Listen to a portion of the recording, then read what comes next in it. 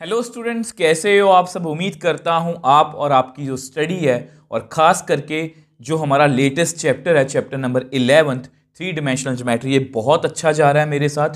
और आपको पता ही है कि हम इसकी मिसलेनियस एक्सरसाइज को सॉल्व कर रहे हैं और अभी तक हमने इसके 12 क्वेश्चंस को सॉल्व कर लिया है और किसी भी क्वेश्चन में हमें कोई भी दिक्कत नहीं है। और अगर आपने सभी वीडियोस अच्छे से देखी हैं, बेसिक्स अच्छे से देखा है और सभी क्वेश्चंस को अच्छे से समझा है ना, तो आप सिर्फ एनसीईआरटी के ये 12 क्वेश्चन नहीं, आप पूरी मतलब कि 3D में से कहीं से भी कोई क्वेश्चन आ जाए आप उसको आराम से सॉल्व कर लोगे, क्योंकि हमने बेसिक्स पर काम किया है। और क्वेश्चन की जितनी भी पॉसिबिलिटीज बनती हैं, मैं हमेशा कंसेप्ट बनाने की कोशिश करता हूं, सिर्फ सोल्यूशन देने की कोशिश नहीं करता। इस पूरे चैप्टर की प्लेलिस्ट आपको नीचे डिस्क्रिप्शन बॉक्स में मिल जाएगी।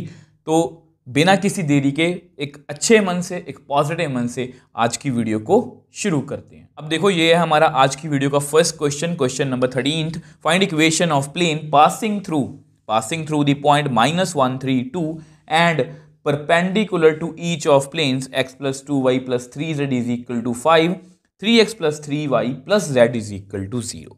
अब ये जो क्वेश्चन है, ये हम पहले भी कर चुके हैं। मैं आपको याद करवा देता हूं, एग्जाम्पल नंबर 27 बिल्कुल इसके जैसी है। और वहां पर भी मैंने आपको बताया था कि ये क्वेश्चन जो है, इस तरह के जो क्वेश्चन है, ये कंसेप्चुअल बेस्ड हैं, क्योंकि इसमें डायरेक्ट कोई इक्वेशन का फॉर्मूला नहीं लगता, हमें खुद से बनानी पड़ती है, खुद से सोचनी पड़ती है। और जिस तरह की एक्सप्लेनेशन एग्जाम्पल 27 में एनसीईआरटी की है, वो आपको समझ में नहीं आएगी। मैं हमेशा की तरह आपको जो है वो क्वेश्चन समझाने की कोशिश करूंगा, फील करवाने की कोशिश करूंगा। अब उसको फील करने के लिए लेट अस सपोज, ठीक है, लेट अस सपोज कि यहां पर हवा में कोई पॉइंट है, ये आपको दिख रहा है। तो ये जो प्लेन है, ये मतलब कि उस पॉइंट में से पास हो रहा है, ये प्लेन भी उस पॉइंट में से पास हो रहा है, ये प्लेन भी उस पॉइंट में से पास हो रहा है। कहने का मतलब ये है कि एक पॉइंट में से इनफाइनाइट प्लेन्स जो हैं वो निकल सकते हैं। तो इस तरह से तो हम इक्वेशन नहीं लिख पाएंगे, तो उसकी इक्वेशन लिखने के लिए यहाँ पर हमें कुछ कंडीशंस दी गई हैं। अब वो कंडीशंस क्या हैं? अब मान लो, जैसा कि मैंने आपको बताया कि इस पॉइंट में से निकलने वाले बहुत सारे प्लेन हो सकते हैं। अब आपको दिखाने की कोशिश करता हूँ। मान लो ये एक प्लेन है, ठीक है, ये आपका प्लेन है, ठीक। अब ये किसी और प्लेन के क्या है, परपेंडिकुलर। और यहाँ पर हमें एक और प्लेन दिया गया है, इसके भी क्या है, परपेंडिकुलर। अगर आप देख पा रहे हो, जहां पर मेरी ये फिंगर है, इस प्लेन की इक्वेशन आपने फाइंड करनी है। और जो आसपास आपको प्लेन दिख रहे हैं, वो दोनों इसके क्या है, परपेंडिकुलर। तो क्योंकि दोनों के ये परपेंडिकुलर है, तो यहां से हम एक यूनिक प्लेन देख सकते हैं। ऐसा प्लेन एक ही होगा जो किसी खास पॉइंट में से पास हो रहा है और दोनों प्लेन्स के परपेंडिकुलर है। तो इस यूनिक प्लेन की इक्वेशन लिखने के लिए हम क्या करेंगे, मैं आपको समझाने की कोशिश करता हूं। अब देखो, इसको मैंने आपको फील करवाया, अब एक बार जल्दी से इसकी डायग्राम जो है वो बना लेते हैं। अब देखो, जो डायग्राम मैंने आपको यहाँ पर फील करवाई थी, अब उसको यहाँ पर बना के दिखाया। उसको देखने के बाद ये डायग्राम आपको थोड़ा सा समझ में आएगी, अदरवाइज ये आपको समझ में नहीं आएगी। यहाँ पर ये बता देता हूँ कि ये प्लेन P1, P2 और P3, ये P2 है, ये P3 है, दोनों के क्या है, परपेंडिकुलर।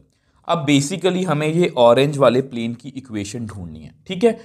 तो अब आपको पता है कि ये प्लेन जो है, अब देखो आपका ध्यान कहाँ पर जाना चाहिए, आपको ये पता होना चाहिए। तो मैं वही कोशिश कर रहा हूँ कि आप उन सब चीज़ों को फील कर पाओ, आपको ऐसा ना लगे कि हम किसी भी चीज़ को जो है वो क्रैम कर रहे हैं। अब हमारा प्लेन एक पॉइंट में से पास हो रहा है। अब जब भी एक पॉइंट की बात आती है ना, तो मेरे दिमाग में यही इक्वेशन आती है। ये वेक्टर इक्वेशन है, ये कार्टेशियन है। यहाँ पर ए बी सी क्या है, नॉर्मल वेक्टर के कोऑर्डिनेट्स, और x1 y1 z1 क्या है, फिक्स्ड पॉइंट। तो यहां पर जो है मैं लिख देता हूं, since plane P1 is passing through A, मतलब -1 3 2, so its equation is given by A x minus x1, B y minus y1, C z minus z1 is equal to 0। ठीक है, तो इसको थोड़ा ढंग से लिख लेते हैं। तो ये हमारे प्लेन P1 की एक हिसाब से इक्वेशन आ गई है। तो वो क्या आई है, x+1 by-3 + cz-2 = 0। तो वेयर आपको पता है ABCR क्या होते हैं, ये direction ratios of normal vector. Therefore ऐसा करते हैं, इसको हम एक नेम दे देते हैं N1। कितना आएगा, AI + BJ + CK। तो हमारा पूरा का पूरा ध्यान जो है वो ABC की तरफ होना चाहिए। अगर हमें ABC पता लग जाए, अगर हमें ABC पता लग जाए तो हमारा जो क्वेश्चन है या हमारा जो पर्पस है क्वेश्चन करने का वो सॉल्व हो जाएगा। अब इसके लिए फिर से आपको कुछ दिखाना चाहता हूँ।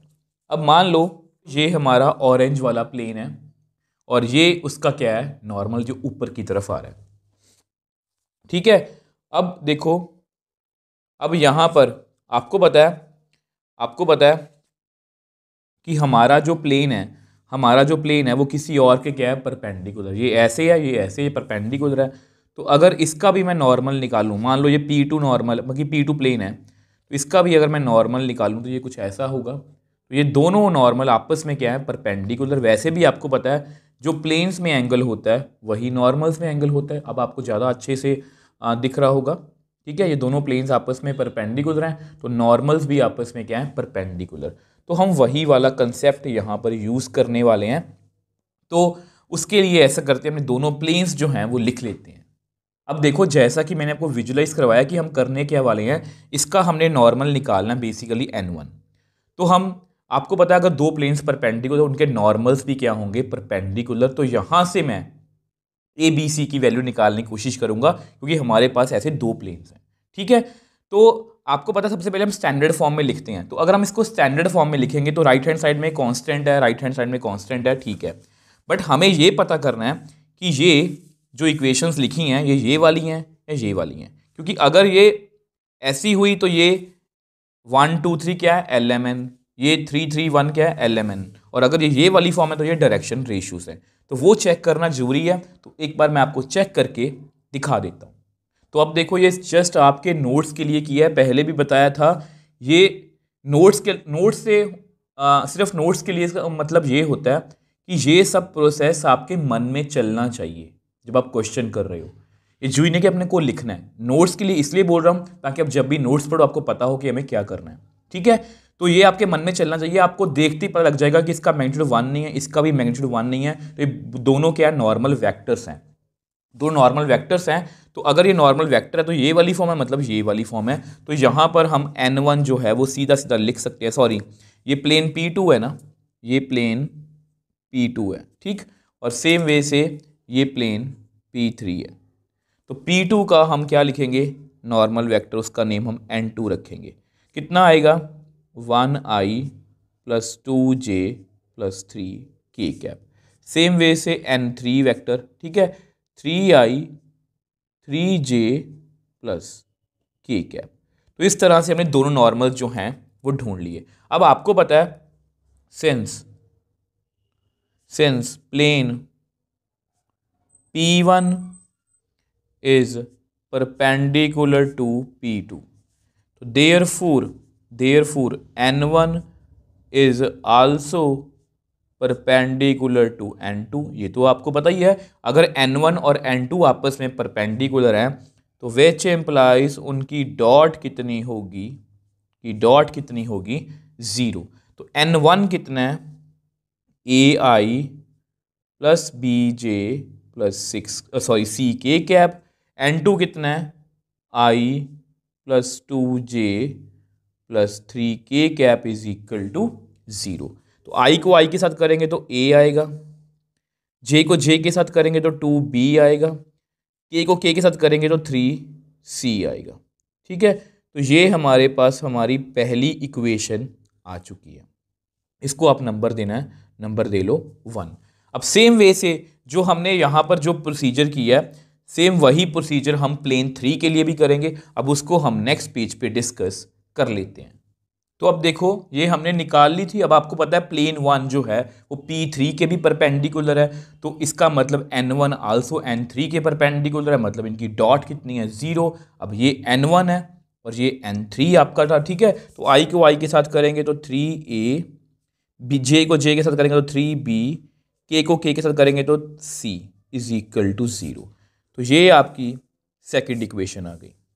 अब प्लीज़ थोड़ा सा एग्जाम्पल नंबर 27 को याद करो। वहाँ पर मैंने आपको दो मेथड बताए थे इन इक्वेशंस को सॉल्व करने के लिए। यहाँ पर मैं आपको दोनों मेथड्स बता दूंगा। तो सबसे पहले फर्स्ट मेथड की बात करते हैं। अब देखो ये फर्स्ट मेथड है, ठीक है। अब मैंने वो पहले भी बताया था कि मैथ्स में यहाँ पर 3 वेरिएबल हैं A, B और C। तो हम दो इक्वेशन से इनकी वैल्यू नहीं निकाल सकते, बट एक जजमेंट ले सकते हैं। वो कैसे, देखो पहली इक्वेशन लिख ली, दूसरी इक्वेशन लिख ली, तो मैं यहाँ पर इसको 3 से मल्टीप्लाई करने वाला हूँ। तो 3 से अगर मल्टीप्लाई करेंगे तो कितना आएगा, 3A 6B 9C is equal to 0। ये भी लिख लो, 3A plus 3B plus C is equal to 0। तो सब्ट्रैक्ट कर दो इनको। तो अगर आप सब्ट्रैक्ट करोगे तो ये आपस में कैंसिल आउट हो जाएंगे, ठीक है। तो अगर ये कैंसिल आउट हो गए, 6B minus 3B 3B, 9 minus 1C 8C is equal to 0। तो 3B कितना आ गया, माइनस के 8C, तो B कितना आ गया, -8/3C, ठीक है। अब इसको भी पुट वैल्यू ऑफ B इन 1, इसको 1 में फिल कर लेते हैं। तो A plus 2B plus 3C is equal to 0। A plus 2, B कितना है, -8/3C plus 3C is equal to 0। तो ये कितना आ गया, -16/3C plus 3C is equal to 0। तो इसको उधर ले जाओ, ये +16/3C बन जाएगा, वो -3C बन जाएगा। इसको सॉल्व कर लो, 16C माइनस इस तरह से, ठीक है, 9C/3। तो A कितना आ गया, तो यहाँ 16 में से 9 गए तो कितना आएगा, 7C/3। तो ये आपकी A की वैल्यू आ गई, ठीक है। अब हमें क्या करना है, अब देखो A की वैल्यू भी इन टर्म्स ऑफ C है, B की वैल्यू भी इन टर्म्स ऑफ C है। जैसा कि मैंने बताया था, हम वैल्यू एग्जैक्टली नहीं निकाल सकते, एक आइडिया ले सकते हैं। अब जो हमारी फर्स्ट प्लेन की इक्वेशन थी उसमें हम फिल करेंगे, आपको लिख के दिखा देता हूँ। तो अब देखो ये आपका प्लेन P1 था, ठीक है। तो इसमें वैल्यूज को फिल करेंगे। A की जगह पर 7C/3 x प्लस 1, B की जगह पर भी -8/3C y माइनस 3, ठीक है। C तो C है ही है, ठीक है। तो आप क्या करो, सभी में से C को कॉमन निकाल लो। तो C अगर कॉमन निकालोगे तो अंदर कितना आएगा, 7/3 x plus 1 -8/3 y minus 3 plus z minus 2 is equal to 0। तो अब आप क्या करो, डिवाइड, ये सब कुछ हम पहले भी कर चुके हैं, divide both sides by C। अब ऐसा करते हैं, इसको हम नेक्स्ट पेज पे सॉल्व कर लेते हैं। तो अब देखो हम यहाँ पर पहुँच गए, तो ये C और C कैंसिल आउट कर दो, ठीक है। तो हमारे पास कितना बच गया, इसको ऐसा करो, एलसीएम ले लो, ठीक है। तो अगर आप एलसीएम लोगे तो कितना आएगा, चलो एक बार मैं लिख के दिखा देता हूँ आपको कंफ्यूजन होगी। तो हमारे पास ये कुछ रह गया, इज इक्वल टू 0/C 0 होता है। तो इसका एलसीएम ले लो, 3 आएगा, तो 7 × x plus 1 y minus 3 plus 3 × z minus 2 is equal to 0 divide by 3। इस 3 को भी उधर ले जाएंगे तो 7x plus 7 -8y plus 24 plus 3z minus 6 is equal to 0 × 3। तो यहाँ पर कितना आ गया, 7x minus 8y plus 3z 24 + 7 31, 31 में से 6 गए 25 = 0। अब वैसे तो हम हमेशा कांस्टेंट को उधर लेके जाते हैं, बट एनसीईआरटी ने यहीं पर छोड़ा है तो मैं भी इसको यहीं पर छोड़ रहा हूँ। तो ये जो हमारा आंसर है ये परफेक्टली एनसीईआरटी से मैच कर रहा है। एक बार जल्दी से इसको मैं सेकंड मेथड से भी बता देता हूँ। तो अब देखो ये सेकंड मेथड है, ये भी हमने 10th में पढ़ा हुआ है, जस्ट आपकी नॉलेज के लिए बता रहा हूँ। तो दोनों इक्वेशंस को मैंने लिख लिया, यहाँ पर ए बी जो भी आपके तीनों वेरिएबल हैं वो लिख लिए। तो हम सेंटर से हमेशा स्टार्ट करते हैं, यहाँ से इनके कोफिशिएंट लिखना स्टार्ट करो 2 और 3, उसके बाद 3 और 1, उसके बाद फर्स्ट पे आ जाओ 1 और 3, उसके बाद 2 और 3, जहाँ से स्टार्ट हुए थे वहीं पर ख़त्म कर देना है। अब ये इंपॉर्टेंट स्टेप है, लेफ्ट टॉप, जिस तरह से डिटर्मिनेंट में करते थे लेफ्ट टॉप, इन दोनों का लेफ्ट का टॉप, ठीक है।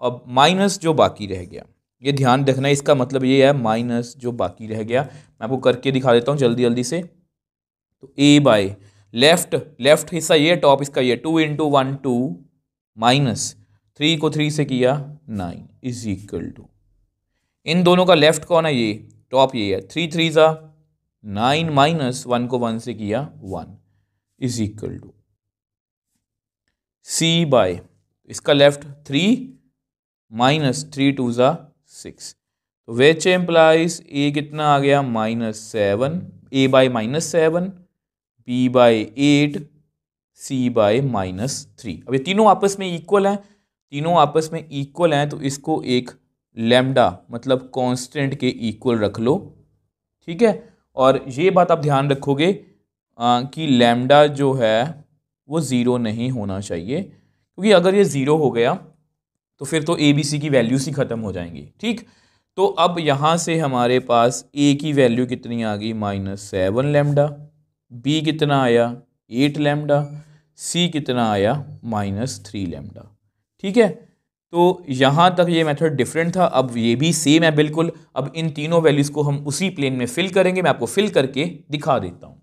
तो अब देखो जैसा कि मैंने आपको बताया था ये प्रोसीजर बिल्कुल सेम है। तो मैंने ए की वैल्यू, बी की वैल्यू और सी की वैल्यू यहाँ पर फिल कर दी, और जैसे सी कॉमन लिया था लैम्डा को कॉमन ले लिया, वो कट हो गया डिवाइड करके। बाद में इसको मल्टीप्लाई किया, एक्स वाई टर्म्स, वाई वाली टर्म्स, जेड वाई टर्म अलग से लिखी, और अल्टीमेटली हमारे पास हमारा जो आंसर है वो आ गया। देखो इस क्वेश्चन में कुछ भी मुश्किल नहीं था, जस्ट हमें 2 प्लेन्स दिए गए थे, इस प्लेन की हमें इक्वेशन फाइंड करनी थी P1 की। अब ये इसके भी परपेंडिकुलर है, ये इसके भी परपेंडिकुलर है। अब यहाँ पर एक पॉइंट भी गिवन था जिसमें से ये प्लेन पास कर रहा था, तो मैंने इसकी इक्वेशन कुछ इस तरह से लिख ली, ये आपके सामने है, ठीक है। अब जैसे ही मैंने ये इक्वेशन लिखी, मेरा टारगेट था कि ए बी सी को मैं ढूंढ पाऊँ। अब क्योंकि ये प्लेन और ये प्लेन आपस में परपेंडिकुलर हैं, तो इनके नॉर्मल भी परपेंडिकुलर, मैंने डॉट 0 कर दी, एक इक्वेशन आ गई। अब क्योंकि ये प्लेन इसके परपेंडिकुलर, तो यहाँ से मैंने एक इक्वेशन, मतलब दोनों नॉर्मल्स परपेंडिकुलर हैं, डॉट 0 करके इक्वल रखी, तो 2 इक्वेशंस आ गई। अब 2 इक्वेशंस को मैंने आपको सॉल्व करने के 2 डिफरेंट मेथड्स बताए हैं, आपको जो अच्छा लगे आप उसी से कर सकते हो।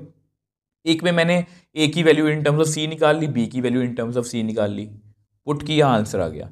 एक में मैंने तीनों को इकट्ठा रखा, उसको इस तरह से रेशियो में सॉल्व किया और लैम्डा में वैल्यूज़ आ गई, तो लैम्डा को फिल किया, लैम्डा कट कर दिया, और अल्टीमेटली दोनों तरह से हमारा जो आंसर है वो आ गया।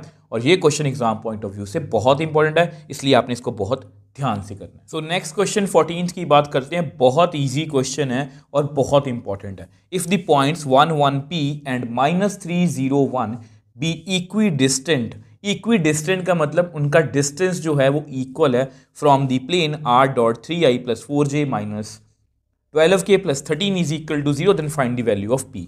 तो अगर मैं आपको इसका रफ सा स्केच बना के दिखाऊं, तो ये एक प्लेन है, ठीक है। तो एक पॉइंट है मान लो a, एक पॉइंट है मान लो b, इसका प्लेन से डिस्टेंस और इसका प्लेन से डिस्टेंस, ये दोनों क्या हैं आपस में इक्वल, मतलब ये वाला डिस्टेंस ये मान लो x है, ये वाला डिस्टेंस मान लो y, ये दोनों आपस में क्या हैं इक्वल। यहाँ एक्स वाई मत मानो, d1 d2, ये दोनों डिस्टेंस आपस में इक्वल हैं, दोनों को इक्वल रखेंगे और p की वैल्यू निकाल देंगे। बहुत इजी क्वेश्चन है, इस क्वेश्चन में कुछ भी मुश्किल नहीं है। अब जल्दी से एक बार थोड़ी सी फॉर्मेलिटी जो है वो कर लेते हैं। तो अब देखो ये जस्ट थोड़ी सी फॉर्मेलिटी की है, ये कोई भी जरूरी नहीं है, जस्ट आपको थोड़ा सा क्वेश्चन का फील देने के लिए है। तो ये बी पॉइंट किस मैंने मान लिया इसको, इसका डिस्टेंस d2 है और इसका डिस्टेंस प्लेन से मतलब ए पॉइंट का d1 है। अब आपको पता है ये दोनों आपस में क्या है, ये दोनों आपस में क्या है, इक्वल। तो सबसे पहले आपको पता है कि distance of a point from plane, ये हमने टॉपिक पढ़ा है, बहुत ईजी टॉपिक है ये। तो distance of point from plane, तो आपको पता है मैं हमेशा चाहे प्लेन, मैंने को बताया भी था, चाहे प्लेन वेक्टर फॉर्म में हो उसको आप कार्टेशियन में लिख लो, वो बहुत इजी है। तो सबसे पहले अपने प्लेन की बात करते हैं। Since r dot 3i plus 4j minus 12k plus 13 is equal to 0, इसको हमें कार्टेशियन में कन्वर्ट करना आता है। जस्ट यहाँ पर टाइम लग रहा है बट पेपर में इतना टाइम नहीं लगेगा। इसको हम डायरेक्टली भी लिख सकते हैं कि 3x plus 4y minus 12z plus 13 is equal to 0। ये जस्ट आपको समझाने के लिए, i को i के साथ करेंगे तो 3x, j को j के साथ करेंगे तो 4y, k को k के साथ करेंगे तो minus 12z plus 13 is equal to 0।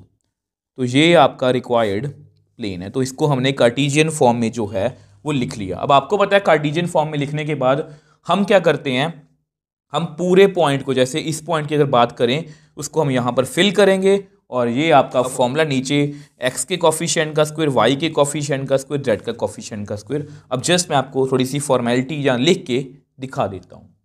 तो अब देखो डिस्टेंस ऑफ मतलब कि ये जो है 1 ठीक है, इसका डिस्टेंस निकालना है। तो कैसे निकालेंगे, 3x की जगह पर 1, 4 y की जगह पर 1 माइनस 12 z की जगह पर p plus 13 whole divide by x के कॉफिशिएंट का स्क्वायर, y के कॉफिशिएंट का स्क्वायर, z के कॉफिशिएंट का स्क्वायर अंडर रूट मॉडुलस का साइन। तो विच एम्प्लाइज d1 कितना आएगा, 3 plus 4 plus 13 minus 12p whole divide by 9 plus 16 plus 144 under root. तो यह कितना बना, 720 minus 12p whole divide bye, ये कितना बना, ये बना 50 और 60 169 रूट 169। ठीक है, मॉडुलस का साइन। अब आपको पता है 13 इंटू 13, अब वो अंडर रूट से बाहर आ जाएगा। तो ये हमारा रिक्वायर्ड डिस्टेंस आ गया। अब मॉडुलस का साइन अभी हटाएंगे नहीं क्योंकि हमें p की वैल्यू का पता नहीं है कि कौन सी वैल्यू होगी, उसकी नेगेटिव पॉजिटिव कोई वैल्यू हो सकती है, इसलिए मॉडुलस का साइन मैंने हटाया नहीं है। तो ये हमारा डिस्टेंस 1 आ गया। बहुत से बच्चे इसको हटा देते हैं। देखो यहाँ पर आपको बात क्लियर कर देता हूँ, डिस्टेंस पॉजिटिव होता है, डिस्टेंस पॉजिटिव होता है बट ये जरूरी नहीं है। वैसे आपको एग्जाम्पल लेके दिखा देता हूँ कि बच्चों के मन में डाउट हो, वो मॉडुलस ना हटा देते हैं, यहाँ पर यही गलती होने के चांसेस हैं। अब p की वैल्यू मान लो ये आपका डिस्टेंस है, अब आपको सर डिस्टेंस वो नेगेटिव नहीं हो सकता इसलिए मॉड का साइन हटा दो। तो देखो p की वैल्यू अगर -1 हो तो भी आंसर 32 आया, p की वैल्यू अगर 1 हो तो कितना है 8, मतलब यहां पर भी पॉजिटिव यहां पर भी पॉजिटिव। तो ये कोई जरूरी नहीं है कि डिस्टेंस चाहे पॉजिटिव आ रहा है बट p की वैल्यू पॉजिटिव नेगेटिव दोनों हो सकती है, तो इसलिए मैंने मॉड का साइन जो है वो यहाँ पर हटाया नहीं है। अब सेम वे से डिस्टेंस जो है इसका भी प्लेन से निकाल लेते हैं। अब देखो हमने d1 निकाल लिया था, तो सेम p पॉइंट का भी डिस्टेंस हम निकाल लेते हैं। तो यहाँ पर हम क्या करेंगे, ये आपका फॉर्मूला सारा, तो यहाँ पर हम -3 फिल करेंगे, y की जगह पर 0, z की जगह पर 1, x के कॉफिशिएंट का स्क्वायर, y के कॉफिशिएंट का स्क्वायर, z के कॉफिशिएंट का स्क्वायर। तो d2 निकाल लेते हैं, यहाँ पर -9 प्लस 0 -12 प्लस 13, नीचे वही अपना जाना पहचाना जो अभी अभी हम कैलकुलेशन करके भी आए हैं। ठीक है, तो 13 -12 1, 1 -9 -8, नीचे कितना आएगा 169। तो फिर से -8/13 इंटू 13, अब इसको मॉडुलस से भी बाहर निकाल दो और अंडर रूट से भी बाहर निकाल दो, तो ये हमारा d2 है।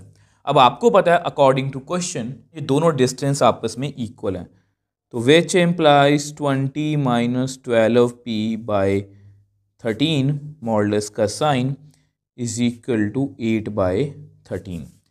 जिस तरह से मैंने बताया था कि अगर आपको मॉडुलस का साइन हटाना है, अगर आपको मॉडुलस का साइन हटाना है तो आपको प्लस माइनस लिखना पड़ेगा, ठीक है। तो यहाँ पर मैंने प्लस माइनस लिखे, चाहे आप यहाँ पर लिख लो चाहे आप यहाँ पर लिख लो।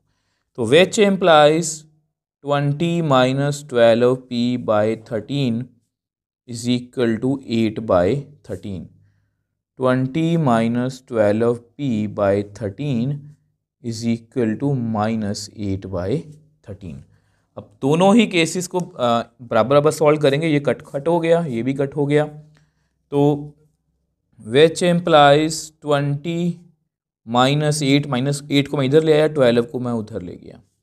सेम यहाँ पर भी ऐसा ही कर लो, 20 यहाँ पर आके प्लस 8 बनेगा, वहाँ पर 12p, ये उधर जाके प्लस, ये इधर जाके प्लस, ये उधर जाके प्लस, ये इधर जाके माइनस। तो विच इम्प्लाइज कितना आ गया, 12 इज इक्वल टू 12p, कितना आ गया 28 इज इक्वल टू 12p। तो विच इम्प्लाइज p कितना आ गया 12/12, तो यहाँ पर p कितना आ गया 28/12। तो अगर इन दोनों को मैं कट करूँ यहाँ पर 1, यहाँ पर आएगा 4 3 ज़ा 12, 4 7 ज़ा 28। तो बेसिकली मेरे पास p की दो वैल्यूज़ आ गई हैं, 1 और p इज इक्वल टू 7/3। अब मेरे अकॉर्डिंग यही वैल्यूज़ आएंगे, आप चेक कर सकते हो। प्लीज़ एनसीईआरटी में जो आंसर है वो गलत है। अगर आपको लगता है कि कहीं पर मेरे से गलती हुई है तो प्लीज़ आप मेरे को बता देना, बट मेरे अकॉर्डिंग हमने बिल्कुल सही किया है। एनसीईआरटी में पीछे जो आंसर है वो गलत है। तो बहुत ईजी क्वेश्चन था, 2 पॉइंट्स दिए गए थे, दोनों का डिस्टेंस बोला गया था कि इक्वल है, तो मैं दोनों का डिस्टेंस फॉर्मूला लगा कर डिस्टेंस निकाल लिया। तो ये d1 है, ये d2 है, दोनों आपस में इक्वल है, इक्वल रखे। बस मॉड का ध्यान रखोगे कि मॉड जब हटेगा यहाँ पर, क्योंकि p की वैल्यू कोई भी हो सकती है प्लस माइनस। तो इस तरह से हमने इस क्वेश्चन को बहुत ईजिली सॉल्व कर लिया। तो नेक्स्ट क्वेश्चन 15 की बात करते हैं। अब ये जो क्वेश्चन है, करने से पहले ही बता दूं, बहुत इंपॉर्टेंट क्वेश्चन है और हमेशा की तरह कंसेप्चुअल बेस्ड क्वेश्चन है, मतलब अच्छा क्वेश्चन है ये। Find equation of plane passing through intersection of planes. कुछ बुक्स में यहाँ पर line of intersection of planes लिखा गया है। आपको पता है इंटरसेक्शन ऑफ प्लेन्स या line of intersection of planes एक ही बात है। r dot I plus J plus K is equal to 1, r dot 2i plus 3j minus K plus 4 is equal to 0 and parallel to x axis.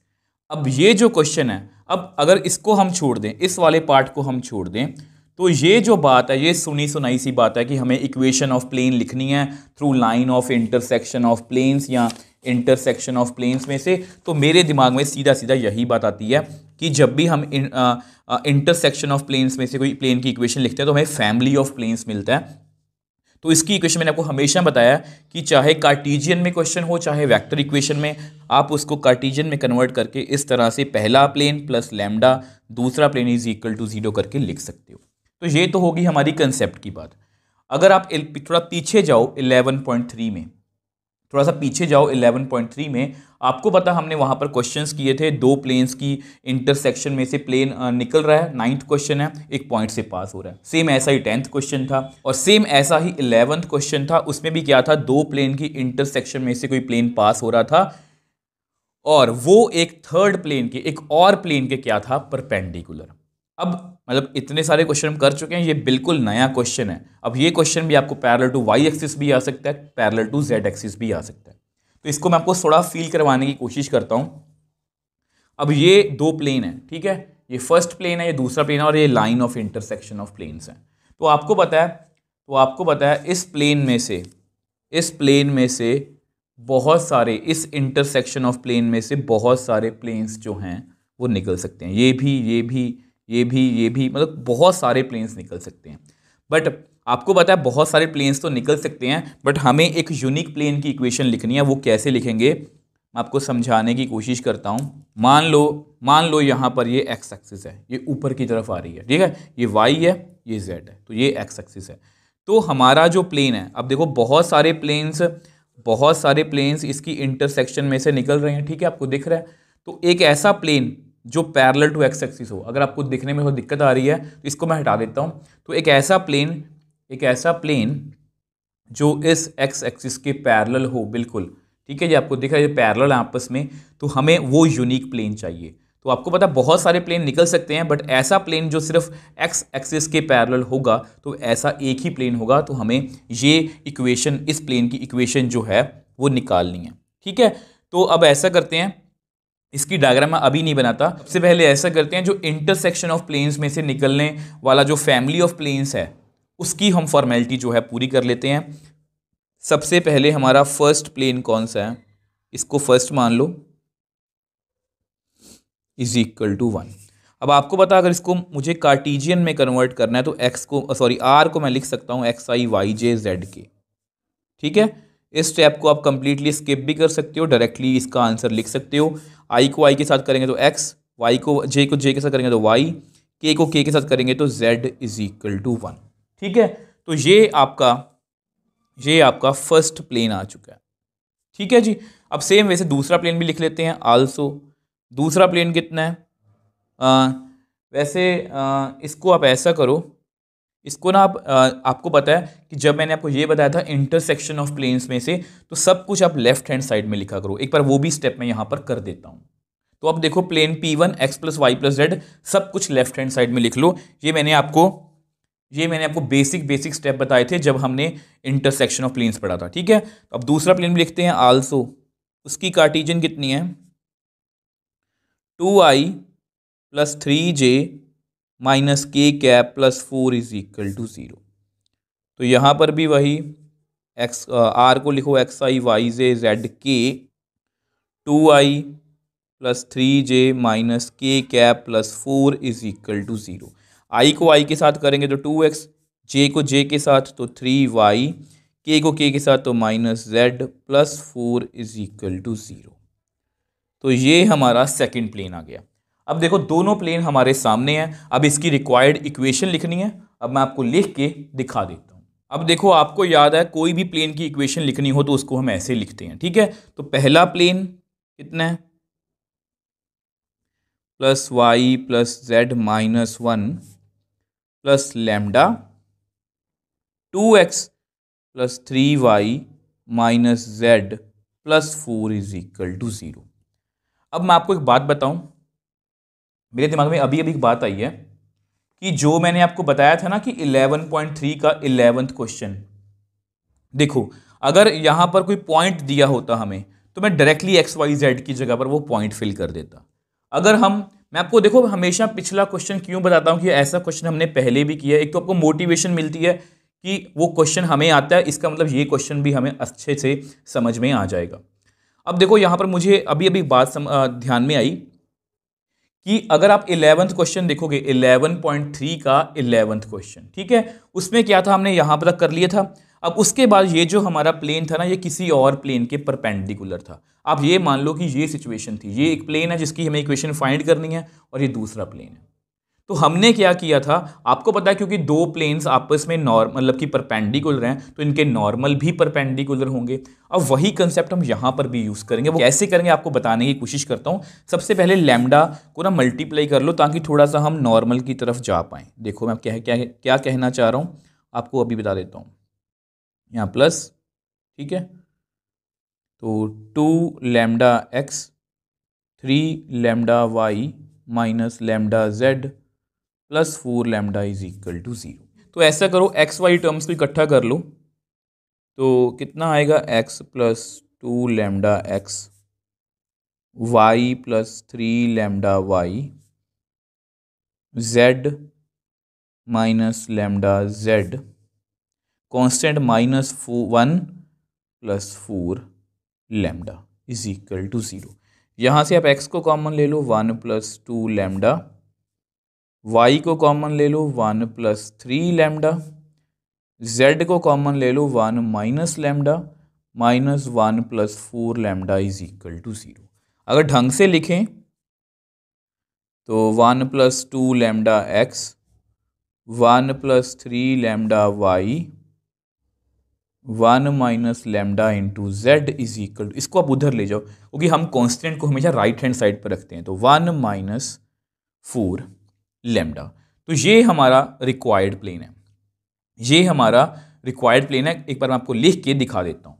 तो अब देखो यहाँ मैंने लिख दिया आपके लिए कि ये, इसको मैंने एक नेम भी दे दिया P3, ठीक है, required plane whose equation we have to find. अब आपको पता है also P3 is parallel to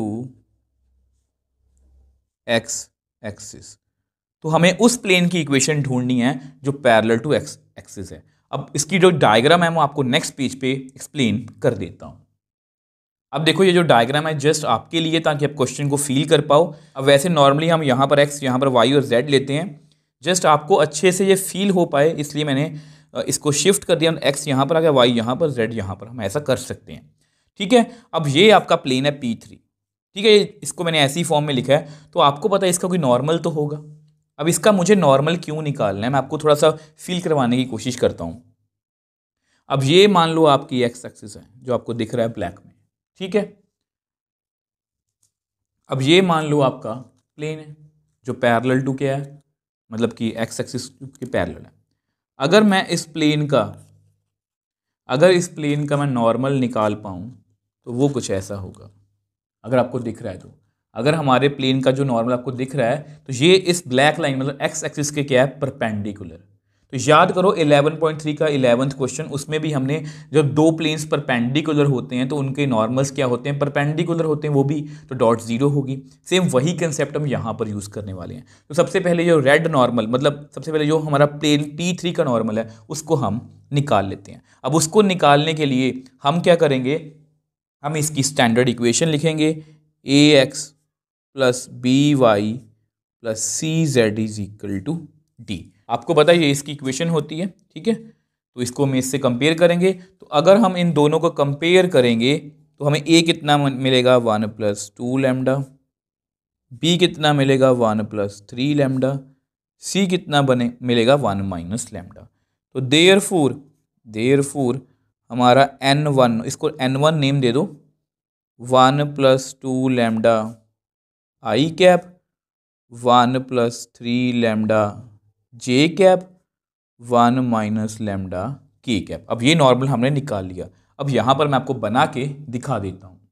तो अब देखो ये मैंने आपको बना के दिखा दिया कि ये हमारे प्लेन का नॉर्मल है, मतलब हमारे प्लेन के नॉर्मल के डायरेक्शन रेशियोज कितने हैं, ये वाले। इतनी बात आपको समझ में आई है। अब हमें क्या करना है, जैसा कि मैंने आपको बताया कि ये जो हमारा नॉर्मल है ये एक्स एक्सिस के परपेंडिकुलर है, मतलब यहाँ पर डॉट जीरो हो सकती है और हमारा काम बन सकता है। तो उसके लिए हमें एक्स एक्सिस के डायरेक्शन रेशियोज लिखने पड़ेंगे। अब आपको मैं लिख के दिखा देता हूँ कि हम कैसे लिखेंगे। अब देखो यहाँ पर मैंने direction ratios of x axis लिखा है, इज गिवन बाय 1 0 0।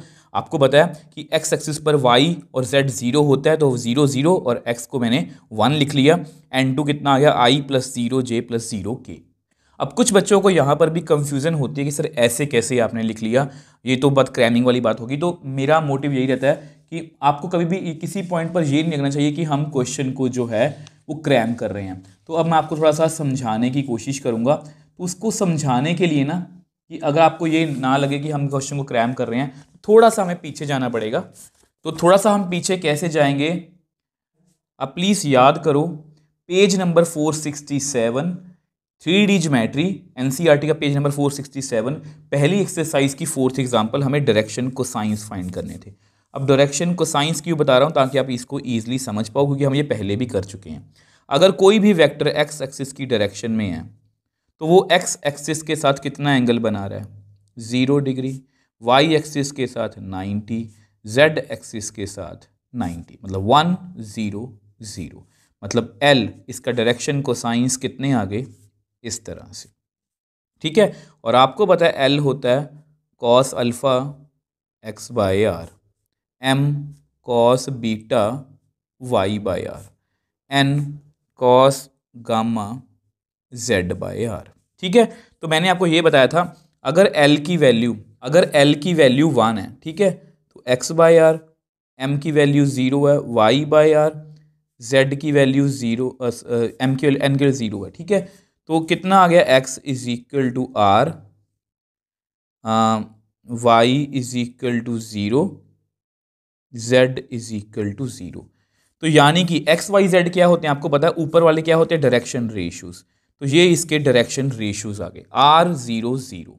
ठीक है, अब इसको आप r से डिवाइड भी कर सकते हो कि ये रेशियो है, तो डिवाइड करोगे तो कितने डायरेक्शन रेशियोज आएंगे, 1 0 0। ये मैंने आपको जस्ट वैसे ही बता दिया, अदरवाइज ये मैंने जस्ट वैसे ही आपको बता दिया, अदरवाइज आप क्या करोगे, इसको आप याद रखोगे कि एक्स एक्सिस की डायरेक्शन में वाई और जेड तो जीरो है, तो 1 0 0। वाई एक्सिस वाला कैसे होगा, 0 1 0, और जेड एक्सिस वाला कैसे होगा, 0 0 1। ठीक है, तो ये हमारे डायरेक्शन रेशियोज आ गए हैं। अब आपको पता है, सिंस आपको डायग्राम में क्लियर है, n1 is perpendicular to x axis, that is n1 is perpendicular to n2। Therefore अगर दो वेक्टर्स परपेंडिकुलर हैं तो उनकी डॉट कितनी होगी, 0। ये हमें वेक्टर्स में हमने अच्छे से सीखा है। तो n1 को लिखते हैं 1 + 2 लैम्डा आई कैप 3 लैम्डा जे कैप 1 - लैम्डा के कैप। ठीक है, इसकी मुझे डॉट करनी है i + 0 j 0 k is equal to 0। तो इन दोनों की डॉट कर दो आप, कितना आएगा, 1 + 2 लैम्डा, आई को आई के साथ करेंगे तो, जे को जे के साथ करेंगे तो 0, के को के साथ करेंगे तो 0 इज इक्वल टू 0। तो 1 + 2 lambda is equal to 0, 2 lambda is equal to -1, lambda कितना आ गया, -1/2। अब जैसे ही लैम्डा -1/2 आया, इसको हम 1 में फिल कर देते हैं और हमारे रिक्वायर्ड प्लेन की इक्वेशन आ जाएगी, पुट इन 1। अब देखो, इसको 1 में हमें फिल करना है, यहाँ पर जगह थोड़ी सी कम है, इसको हम नेक्स्ट पेज पे सॉल्व कर लेते हैं। तो अब देखो, ये आपका मतलब कि फर्स्ट मतलब प्लेन की इक्वेशन थी, मतलब प्लेन हमारा, तो लैम्डा की वैल्यू -1/2 आई, तो यहाँ पर हम फिल कर लेते हैं।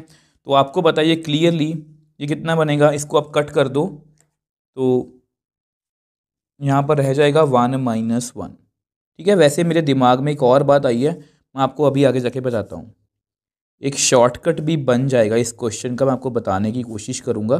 ठीक है, तो ये कितना बनेगा, 1 + 1/2 z, इसको आप कट ही कर दो,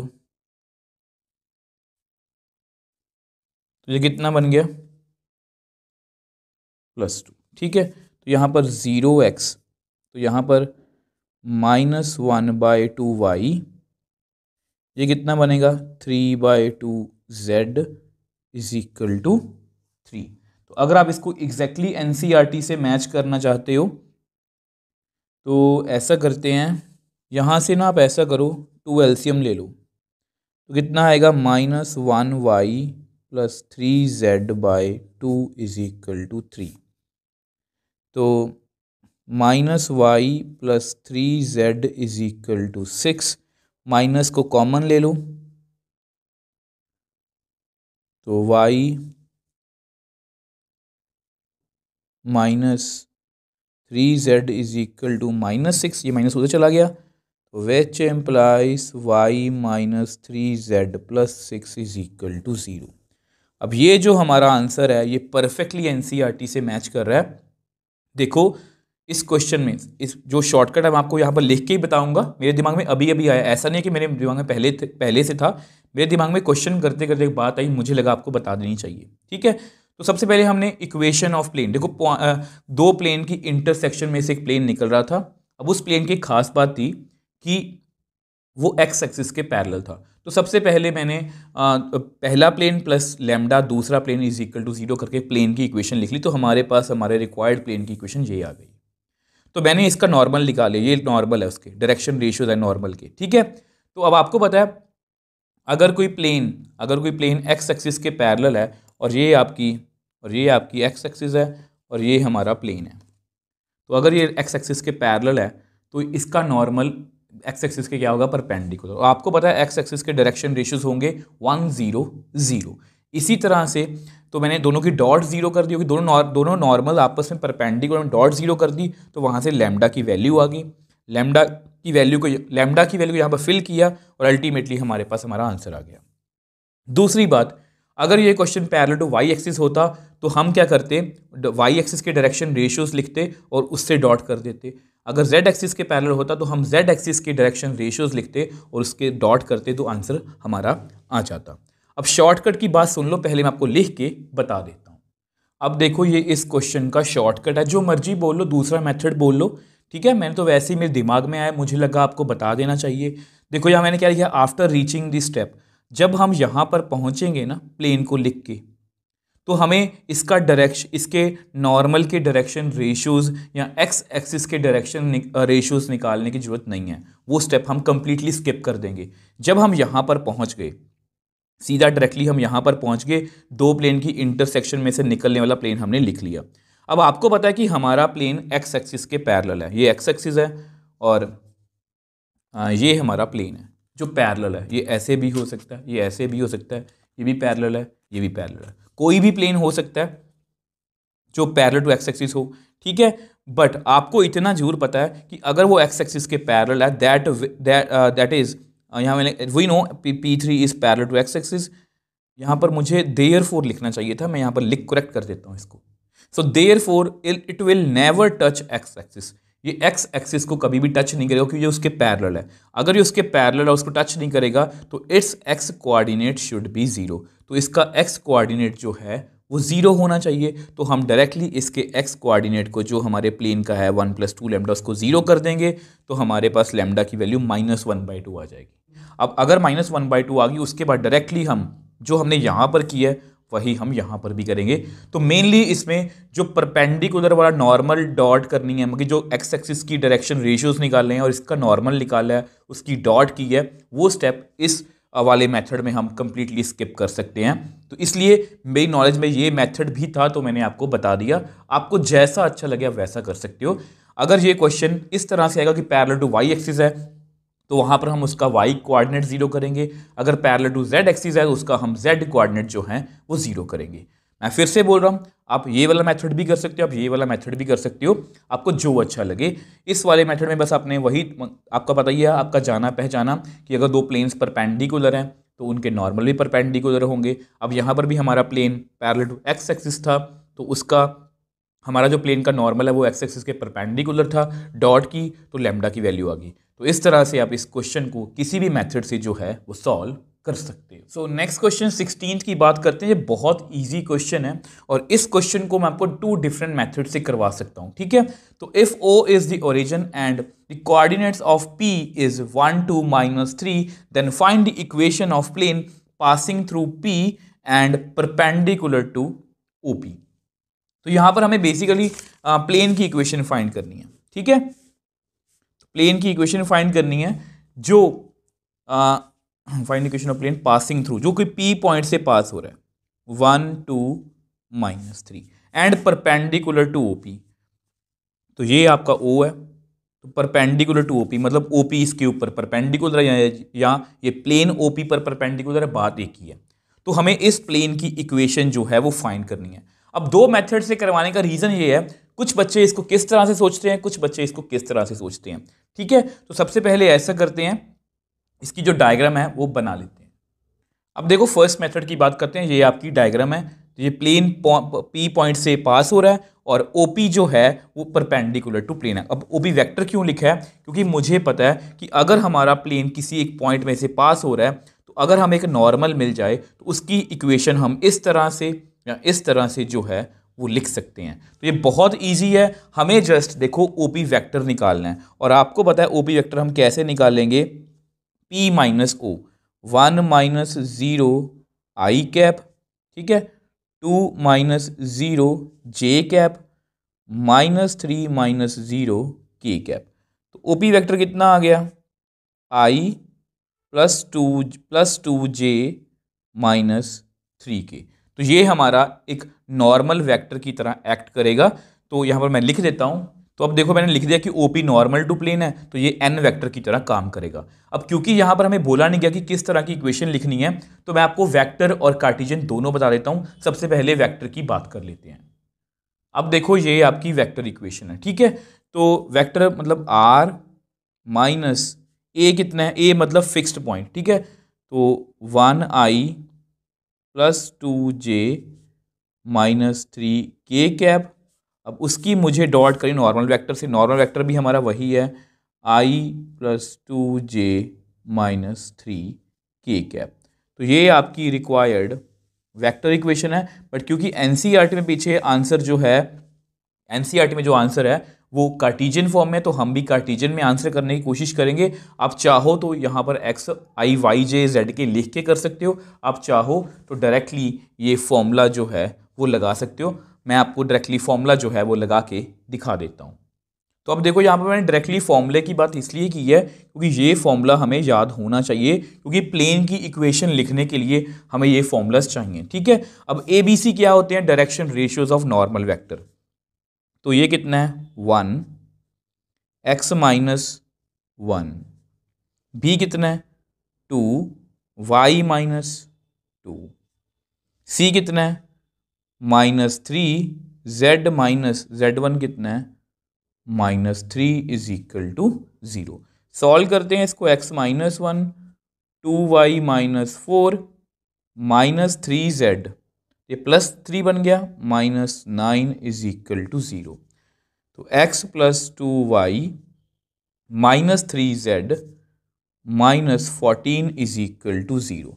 अब ये जो हमारा आंसर है ये परफेक्टली एनसीईआरटी से मैच कर रहा है, इसमें हमें कोई भी दिक्कत नहीं हुई, बहुत इजी क्वेश्चन था। अब इसका एक सेकंड अप्रोच भी है, वो भी आपको जस्ट आपकी नॉलेज के लिए बता देता हूँ। अब देखो ये इसका सेकंड मेथड है। ठीक है, अब देखो सेकंड मेथड करवाने का रीज़न ये है, पहला बहुत ईजी है। मैं ये नहीं बोल रहा कि पहले वाला टफ है, मैं जस्ट ये बोल रहा हूँ कि हो सकता है कोई बच्चा और तरीके से सोचता हो। जैसे हो सकता है कि पिछला क्वेश्चन पिछला जो फर्स्ट मेथड था वो बच्चे ने सोच लिया कि इसको हम ऐसे करेंगे। अब कोई बच्चा ये भी सोच सकता है कि सर ये ओरिजिन है, ये ओरिजिन से हम इसका परपेंडिकुलर जो डिस्टेंस है वो हम निकाल सकते हैं। 2 पॉइंट्स में से हम डिस्टेंस जो है डिस्टेंस फॉर्मूला से निकाल सकते हैं। तो डिस्टेंस हमें दिया हुआ है, ओरिजिन से डिस्टेंस हमें दिया हुआ है। तो मेरे दिमाग में ना ये बात आती है कि अगर डिस्टेंस फ्रॉम ओरिजिन दिया हो, अगर उसका मुझे n कैप पता लग जाए तो मैं इक्वेशन इस तरह से या इस तरह से लिख सकता हूं। तो इसलिए मैंने सोचा कि इस मेथड से भी किया जा सकता है। अब देखो यहाँ पर मैंने आपको सब कुछ लिख के दिखा दिया कि इन गिवन प्लेन ओपी क्या है? Distance of plane from origin, मतलब ये डी का काम करेगा। And OP is perpendicular to plane, मतलब इसका नॉर्मल यूनिट वेक्टर हम इस तरह से निकाल सकते हैं। तो सबसे पहले ऐसा करते हैं, डिस्टेंस निकालते हैं डी ओपी। इसका डिस्टेंस कैसे होता है? 1 - 0 का होल स्क्वायर, 2 - 0 का होल स्क्वायर, -3 - 0 का होल स्क्वायर अंडर रूट। तो हमारा डिस्टेंस कितना आ गया? 1 का स्क्वायर, 2 का स्क्वायर, -3 का स्क्वायर अंडर रूट, मतलब 1 + 4 + 9। तो यानी कि डिस्टेंस कितना आ गया? √14।